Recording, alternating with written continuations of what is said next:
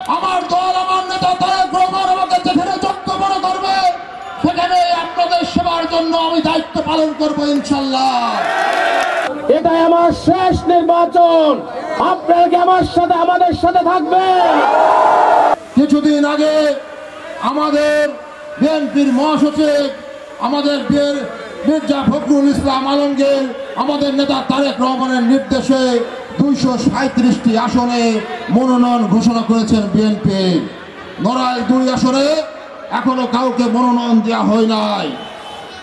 আমার নেতা তারেক রহমান বলেছেন আমাদের ঢাকায় ডেকে নিয়ে যার হাতে আমরা ধানের শীষ তুলে দেব তার পক্ষে তোমরা ঐক্যবদ্ধ থাকবে। দেশের স্বাধীনতা সার্বভৌমত্ব গণতন্ত্র অক্ষুণ্ণ রাখতে হবে। বাংলাদেশে একটি রাজনৈতিক গণতান্ত্রিক পরিবেশ সৃষ্টি করতে হবে। আমার আপনার মধ্যে নেতৃত্বের প্রতিযোগিতা থাকতে পারে, আমার আপনাদের মধ্যে দলের মধ্যে গ্রুপিং থাকতে পারে, মনোনয়ন দিয়ে আগামী নির্বাচনের মনোনয়ন দিয়ে দ্বিধা বিভক্ত আমরা হতে পারি, কিন্তু ধানের শীষের প্রশ্নে দেশের স্বাধীনতা সার্বভৌমত্ব গণতন্ত্রের প্রশ্নে তারেক রহমান এবং দেশনেত্রী বেগম খালেদা জিয়ার প্রশ্নে আমাদের মধ্যে কোনো দ্বিধা নাই। আমরা ঐক্যবদ্ধ আছি, ঐক্যবদ্ধ থাকবো ইনশাল্লাহ। আজকের সমাজ থেকে বলতে চাই এই ব্যক্তি স্বার্থে যে রাজনীতি চলে, ব্যক্তি স্বার্থের যে রাজনীতি কুক্ষিগত করা হয়েছে এই রাজনীতি আমরা অবসান করতে চাই।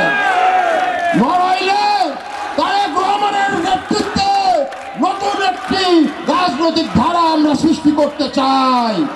সেই ধারাতে কোনো ব্যক্তি স্বার্থ থাকবে না, ব্যক্তিগত চাওয়া পাওয়া থাকবে না, ব্যক্তিগত চামচা বাহিনী থাকবে না।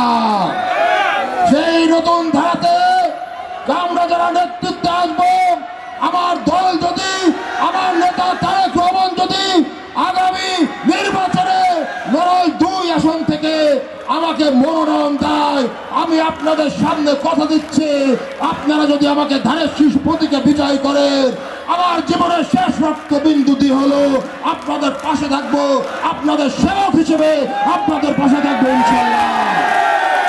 আমরা আমাদের প্রিয় নেতা আগামী দিনের রাষ্ট্রনায়ক তারেক রহমানের কাছে অনুরোধ জানাই, বিগত 17 বছরে জেল হাজতে আজকে 55 বছর বয়সে চুল দাড়ি সব শেষ হয়ে গেছে, ডায়াবেটিসে আক্রান্ত হয়ে কখন রোগ বাসা বেঁধেছে, কখন মৃত্যুর মুখে চলে যাব। আমরা আপনার বিজয় দেখতে চাই, নড়াইলের মানুষ ধানের শীষের পক্ষে বিজয় মিছিলে যেতে চায়। আমার প্রিয় নেতা আমাকে গত 17 তারিখে জানিয়েছিলেন তুমি ভোটের জন্য প্রস্তুত হও। আমরা প্রস্তুত হয়ে আছি প্রিয় নেতা, আমরা নড়াইলের লোক প্রস্তুত হয়ে আছি।